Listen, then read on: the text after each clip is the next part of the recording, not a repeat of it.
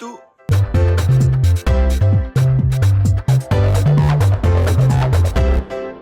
Alors on me demande souvent si l'immobilier c'est compliqué.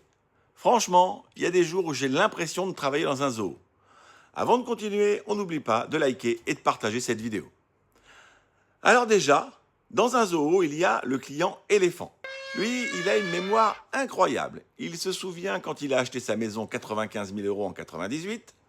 Il se souvient du prix de chaque facture, du nom de l'artisan qui a posé le carrelage. Mais quand on lui dit que le marché a changé, là, bizarrement, il perd un peu la mémoire.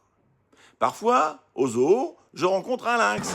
C'est l'acheteur qui voit absolument tout. Une rayure sur une poignée de porte, une prise électrique légèrement de travers, une fissure de 2 mm. Par contre, le fait que la maison soit affichée 30 000 € en dessous du prix de marché, ça, il ne l'avait pas vu. Et après, je me retrouve nez à nez avec un caméléon. Celui-ci me dit le lundi, c'est exactement ce que je recherche. Le mercredi, finalement, je voudrais plutôt une maison moderne. Le vendredi, en fait, trouvez-moi plutôt un appartement. Et le dimanche, vous n'auriez pas une longère avec piscine en centre-ville et sans travaux? Et enfin, parfois au zoo, on rencontre un pan. C'est celui qui pense que sa maison est la plus belle du monde.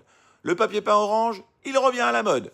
La moquette de 1984, c'est du vintage. La salle de bain rose saumon, c'est collector. Oui, surtout au musée.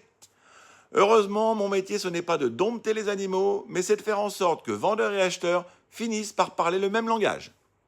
L'immobilier, ce n'est peut-être pas un zoo, mais certains jours, ça y ressemble quand même. Moi, c'est Eric, agent immobilier Orpi à Vierzon, et je vous aide à ce que votre future maison ne devienne pas une ménagerie. Si vous avez aimé cette vidéo, n'oubliez pas de liker et de partager. À bientôt!